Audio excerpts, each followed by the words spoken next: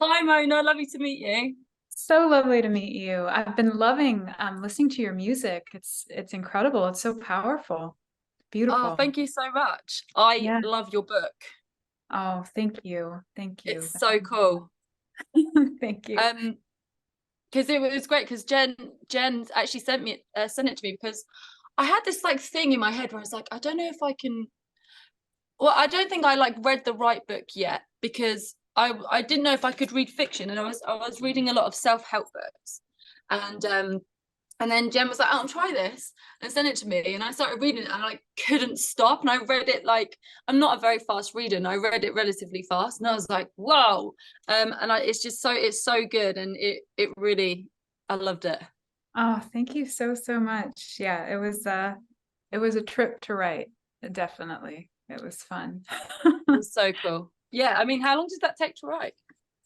Um, I think it took 2 years. Yeah, Yeah, it was 2 years. I've been working on something else. It was my second book, and it was just kind of plodding along with it. And I had this other idea kind of cooking in the back of my head that felt a little crazy. And then yeah. I saw a bunny hopping like across campus. I was a grad student at the time, and I was at school, and I saw this bunny and I took it as a sign. And then Oh, I just amazing. started writing. Yeah. I love that. How I Yeah. do long that is like when that? I'm writing.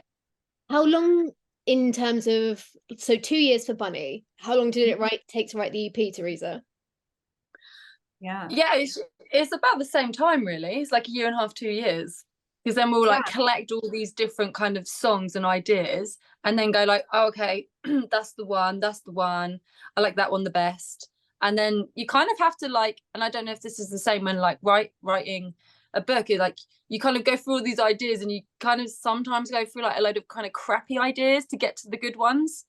And it's quite frustrating at times, Yeah. but then you'll hit like a song, in my case a song, and I'll be like, ah, okay, and then I feel something about it, and I'll be like, okay, that's it. Yeah. And I wonder if that's the same for you. Do you go through like pages and pages of ideas and then pick like your favorite one? Like how do you do it? Yeah, it's a weird process. I feel like I don't know if this is the case for you. I suspect that it might be just by listening to your music because it just the voice is so strong. For me, it's usually about a voice. Like Mhm. I'll start hearing the voice of the main character in my head.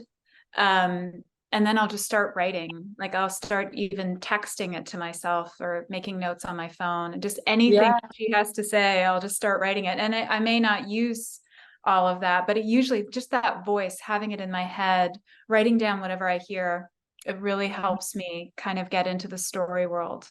I usually use the voice as a portal into the yeah, I yeah. love that.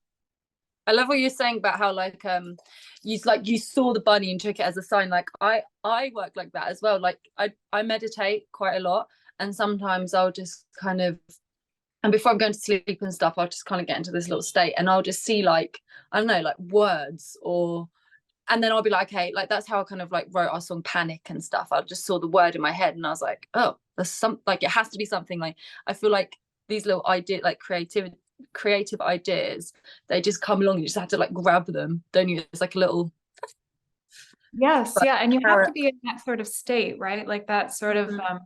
like I like to write very early in the morning so that the more critical part of my brain is really not awake yet. Yeah, So that I can access that stuff so that it is kind of a more intuitive process. Because if you're too, I don't know, if that part of your brain is too alert, I just feel like it Mhm. shuts things down, you know? Yeah, yeah. Yeah. When you say like early in the morning, what time is that? Um, Well, it varies depending on my work schedule. But sometimes it'll be like 4 in the morning. Like that's a good time when it's still Sick. dark out and I Are can you see just the like sun. wake up straight to it? Yeah, I go straight Yeah. to it. I make coffee and I go straight to it. Yeah. Yeah. Same. It's the only way for me. Mhm. So Mona, in terms of influences, obviously Theresa has been really influenced by books to write this EP, and I'm hoping we're going to get a fiction EP up next, Theresa. But what Yeah. were your kind of influences you had around you when you were writing Bunny? That's a great question. I mean, I don't know if this is the case for you, Theresa, but sometimes when you are trying to access a very particular voice, it's not necessarily useful to have other books in your head. It can be helpful at times because it can give permission and you can be like, oh, I can do this. Amazing, you know? But it's not always useful to be reading like right when you're trying to write something, because you want to let that the voice of the character really speak. So I listen to a lot of music. I would watch movies. I rewatched The Craft, you know, and which was very fun. And Pretty in Pink and Heathers, you know. So I watched those. That was fun. And then I love Shirley Jackson. I love like classic horror like Frankenstein. I teach horror, so and I always teach Frankenstein. I love Frankenstein so much. And I love David Mitchell, who is an English writer, loves to blend genres. He wrote a novel called Slade House that is really creepy. Slade House. It's really good. And he does this thing where he makes the scary moment also wonderful, like wondrous. And that was incredibly exciting to me because that's something Bunny was really interested in, that a moment of real fear could also be a moment of wonder. So I was really into that. I was really into David Mitchell when I was. I love Bunny. It's like that marshmallowy horror, isn't it? Yes, very much. Pink Sabbath. Yeah. Yeah, it was really, really good. I loved like how you just described everything, like how like everything like the bunnies wore and stuff. I don't know, you could see it all. It was really cool. And I loved Ava as well. Oh yeah. Like, yeah. I want to be friends with her. I know, me too. That's kind of why I wrote her. She's like a dream. She's gonna tell you. Yeah, she's gonna tell you like the truth. Yeah. I know, that was fun. She was a real gift. I love Ava too. And I mean, of course, I don't want to spoil anything, but I knew about Ava from the very beginning. So oh really? Yeah, I did. I don't think I would have been able to write the book the way that I did without knowing that. Without knowing her whole story. Yeah, definitely. Yeah, that's cool. Theresa's got a big question about the ending, but you're going to ask that off recording, Theresa, so we don't do a spoiler. Okay. But what I will ask Mona is, it's super lovely at the moment with Theresa because you've read like basically no fiction and you're loving horror short stories as well. It's like having a new baby brain. Mona, what would you recommend to Theresa? Oh yeah. In the horror world? Yeah. Well, I do really, really love Shirley Jackson. I think she's incredible. The Haunting of Hill House is one of the scariest books I've ever read. Is it? Yeah, it's phenomenal. Is that what they made into the on Netflix? Yes, I love that. It's what I've got tattooed on my arm here, T. Oh yeah, amazing. Yeah, I love that. I love that. And then Hill House here. So yes, you should definitely read. It's so good. Just one here. Really, really good. I recommend that one. I also recommend We Have Always Lived in the Castle by her, which is another really creepy one. It's got a great like voice in it. I mean, in terms of horror, I mean, Slade House by David Mitchell for sure. That one's fantastic. It is so scary, but again, so like joyous in the way it approaches. It's so strange. Yeah, it's great. It's great. And let me think. Oh gosh, I'm blanking on the name of it, but it's by Sarah Gran. It's a novel by Sarah. Come Closer. It's about a woman who gets possessed by a demon, and it's fantastic. It is so good. It is one of the best possession stories I have ever read. And that is, to me, one of the most frightening things ever is possession. I think it's something I'm actually playing with in Bunny, because Sam gets possessed too, right? By the bunnies. But yeah, this novel of demonic possession it's unbelievable. It's funny. Yeah. It's frightening. Yeah. So yeah. I love the killing of the bunnies and creating boys. Like, that's kind of like, you know, you fantasy like when you're younger, like, do you know what I mean? That's the kind of stuff that you think, I don't know, it's just so cool. I was so into that. I was like, that is sick. I love that. Okay, cool. So I'll start with the last one you said, then Come Closer.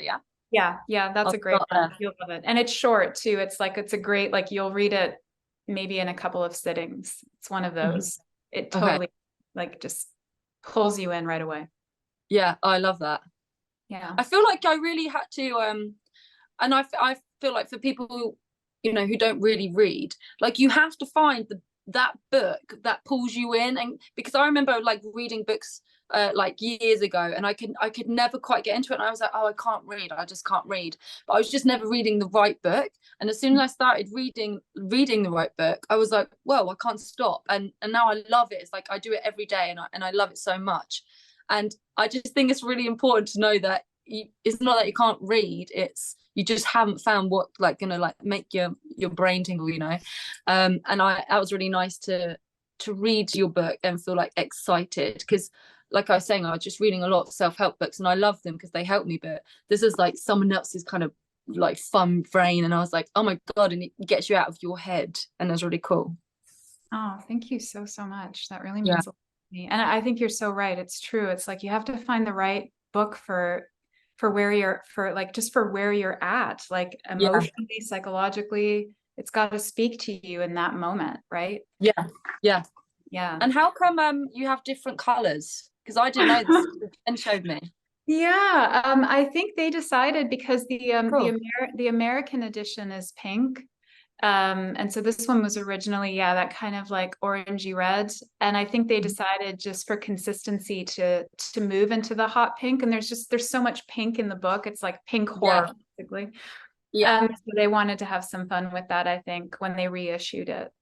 I love the color now, and I love that design. That's Matt Bray. It's a great designer. Cool. So I know we just ask you, Mona, are you open to a movie, a Netflix series with a soundtrack by YONAKA? Oh, definitely. And it just got optioned by Bad Robot Productions, so Warner Brothers. Amazing. It's great, for film. That's so sick. Yeah, that would be so good to watch. And also I'd be so interested, like, because and I imagine everyone's like idea of it will be different, but like how I've pictured everyone in my head, it would be so interesting to see actually what they look like from you, and then being like, does it resonate, or does it like look like how I imagined it would? That'd be quite fun. Yeah, I think you with blonde hair gives very Ava energy. Yes. Pictures, for sure. Can I be in it, Mona? Can I be one of the and I got pink nails. I want to be a bunny. I think you both totally work in the bunny universe. Absolutely. The more gothic side of the bunny universe, the darker side. Yeah. Love that. Mona has coming up Rouge, her next book, which is released in September. You can pre-order now, so keep an eye out for that. And Theresa has just released her new EP, Welcome to My House, with the band We Are YONAKA. Thank you both so much.